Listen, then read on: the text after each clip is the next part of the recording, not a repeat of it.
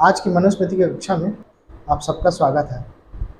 यदि आप लोगों को इन कक्षाओं से लाभ हो रहा है, आपके ज्ञान में वृद्धि हो रही है या मनुस्मृति के बारे में जो भी भ्रांतियाँ आप लोगों ने सुनी है वह दूर हो रही है, तो हमें कमेंट करके अवश्य बताएं।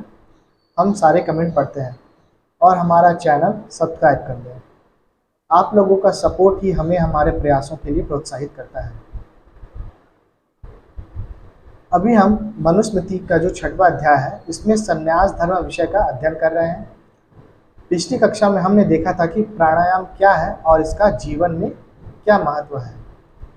आज हम देखेंगे कि जो कर्म बंधन है, इस जीव जगत में जब हम पैदा होते हैं तो हमारे साथ हम कुछ ना कुछ कर्म करते हैं, उनका हमारे पास बंधन भी पड़ता है। तो ये जो कर्म बंधन है इसका विनाश कर, कैसे इन कर्म बंधनों का विनाश कर मोक्ष प्राप्ति कर हम उस परमानंद को प्राप्त करते हैं, और इस विषय में मनुस्मृति का क्या निर्देश है। तो आज का हमारा पहला श्लोक है, श्लोक संख्या 51। सम्यक् दर्शन संपन्नः कर्मभिर्न निबध्यते दर्शनेन विहनस्तु संसारम प्रतिद्यते। इस श्लोक में मनु महाराज कह रहे हैं कि जिसने भली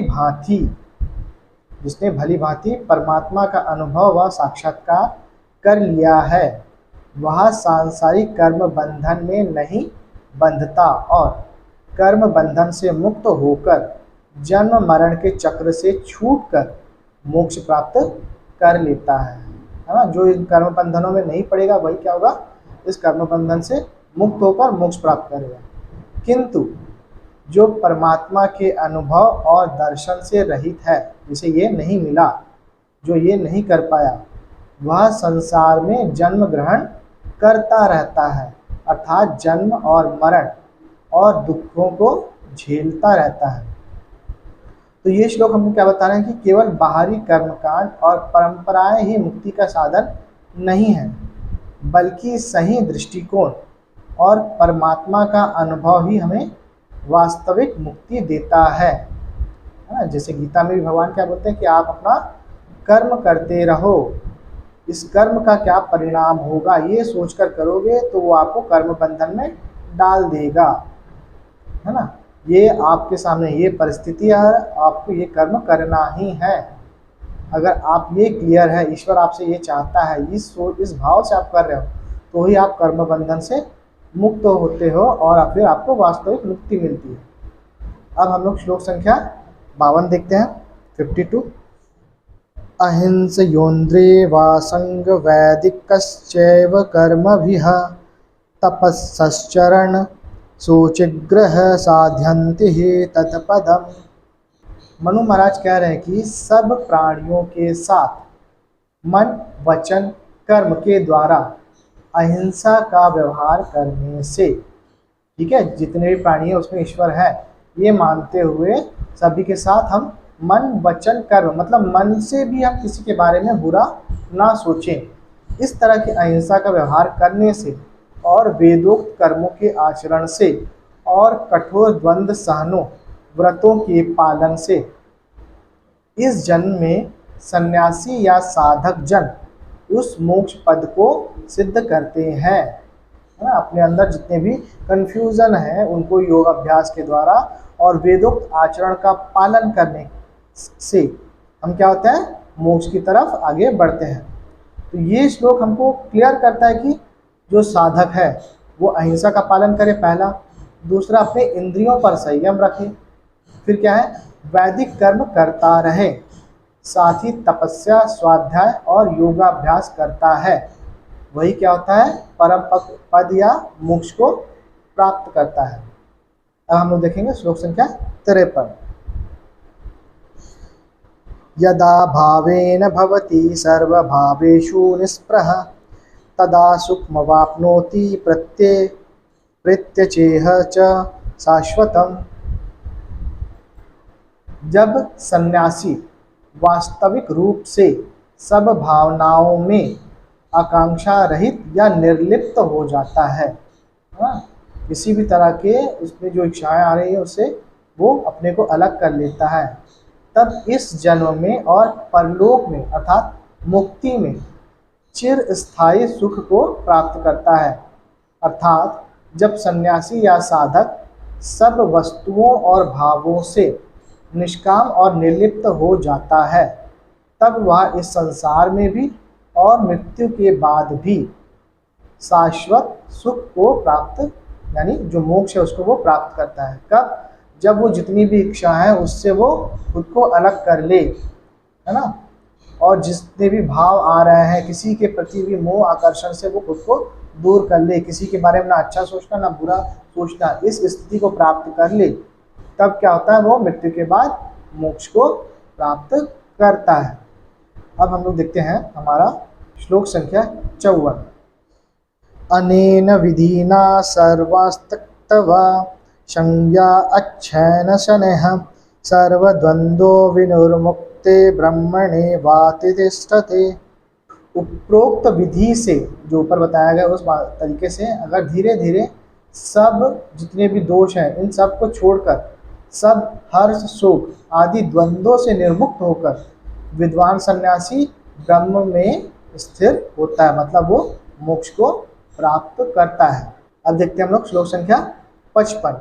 ध्यानिकं सर्वमेव तद्यदेत दभिशब्दितं नाहान्ध्यात्मी व कश्चित् क्रियाफल मुपाश्नुते। यहाँ मनु महाराज कह रहे हैं कि यह जो कुछ पहले बताया गया है यह सब ध्यान योग के द्वारा सिद्ध होने वाला है। मतलब योग करते हुए हम उस ईश्वर का प्रणव मंत्रों के द्वारा ध्यान करें, ठीक है। अगर ऐसा करते हैं तब ये सारी चीज़ें हमसे सिद्ध हो पाती हैं। आत्मज्ञान से रहित कोई भी व्यक्ति उपयुक्त कर्मों के फल को नहीं पा सकता। ये जो बताया गया है, अगर किसी को ये ज्ञान नहीं है तो वो इन फल को नहीं पा सकता। या फिर इसको संक्षेप में कहें तो ध्यान योग के बिना कोई भी साधना सफल नहीं होती। केवल बाहरी कर्म कांड से, है ना, कोई भी साधना सफल नहीं होती, बल्कि ध्यान और आत्मज्ञान से ही स्थायी फल मिलेगा। अब हम लोग देखते हैं श्लोक संख्या 56। इदं शरणं जानमिदमेव विजानताम् इदं न विच्छतां स्वर्गमिदामानन्त्यभिच्छताम्। परमात्मा ही अज्ञानियों स्वल्प ज्ञानियों साधकों का भी आश्रय है, और यही महाज्ञानी साधकों सन्यासियों का भी आश्रय है। यही सुख की इच्छा करने वालों का भी आश्रय है। यही अनंत अर्थात चिर स्थायी मोक्ष सुख के चाहने वालों का भी आश्रय है। अर्थात यहाँ पे मतलब क्या है इसका, हर साधक चाहे उसका लेवल कोई भी हो, है ना, उसकी साधना का अंतिम लक्ष्य और अंतिम गोल क्या होता है कि परमात्मा ही है। या फिर इसको संक्षेप में बोले, चाहे साधक ज्ञानी हो, बहुत ज़्यादा ज्ञानी हो, या अज्ञानी हो, या अल्प ज्ञानी हो, है ना, या फिर वो जो साधक है वो भौतिक सुख चाहता है, इस संसार में जो भी सुख मिल रहा है वो चाहता है, या फिर मोक्ष चाहता है, इन सभी का अंतिम ठिकाना क्या है, परमात्मा है। जैसे किसी को क्या होता है, इस संसार के सुख चाहिए, किसी को धनी होना है ना, संतान चाहिए, तो वो ईश्वर का ही प्रार्थना करता है। कोई बहुत ज्ञानी है तो भी ईश्वर का प्रार्थना करता है ना। तो सभी का अंतिम ठिकाना क्या है, जैसे क्या होता है, आज भी साइंस क्या है, ईश्वर कहीं है, उसका क्या प्रमाण है, इसको ढूंढ रहे हैं, तो ये अल्प ज्ञानी है। जो साधक ज्ञानी है वो भी ढूंढ रहे हैं, है ना।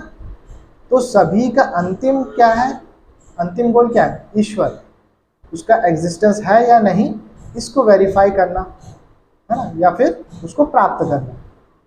तो आज की कक्षा में हमने देखा कि जो कर्म बंधन है इसका विनाश कर मोक्ष प्राप्ति के विषय में जो मनु महाराज है उनके क्या विचार हैं। अब अगली कक्षा में हम देखेंगे कि आश्रम जो व्यवस्था बनाई गई है भारतीय समाज में, इसका क्या महत्व था। वेदों जो वैदिक युग था वहाँ पे आश्रम व्यवस्था है, इसका क्या महत्व है, और उसमें भी कौन सा आश्रम सबसे श्रेष्ठ है। तो आज की कक्षा को हम यहीं समाप्त करेंगे।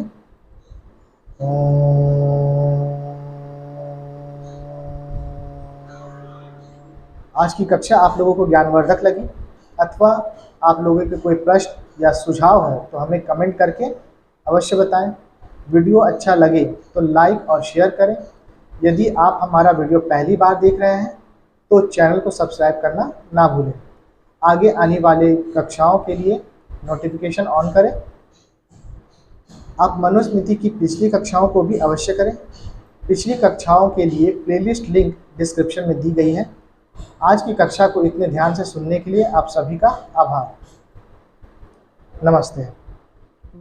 आज की कक्षा आप लोगों को ज्ञानवर्धक लगी अथवा आपके कोई प्रश्न या सुझाव हो तो हमें कमेंट करके अवश्य बताएं। वीडियो अच्छा लगे तो लाइक और शेयर करें। यदि आप हमारा वीडियो पहली बार देख रहे हैं तो चैनल को सब्सक्राइब करना ना भूलें। आगे आने वाली कक्षाओं के नोटिफिकेशन के लिए बेल आइकन को प्रेस करके ऑल में सेट करें।